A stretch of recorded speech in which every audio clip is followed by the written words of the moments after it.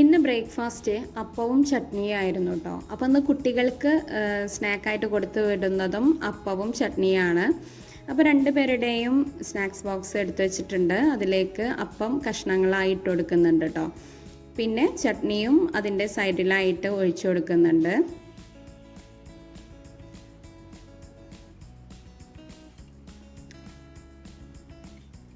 അപ്പോൾ നമ്മുടെ snacks box ready ആയിട്ടോ. ഇനി ഇത് നമുക്കൊന്ന് അടച്ചു വെച്ചിട്ട് ഒന്ന് മാറ്റി വെക്കാം.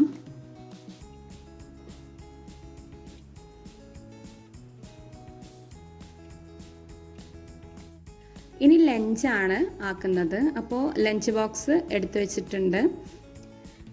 അപ്പോൾ ഇന്ന് നമുക്ക് ഒരു സിമ്പിൾ ഫ്രൈഡ് റൈസ് ആണ് കേട്ടോ. ഫ്രൈഡ് റൈസിക്കുള്ള കാര്യമായിട്ടുള്ള സാധനങ്ങളൊന്നും അതിലില്ല.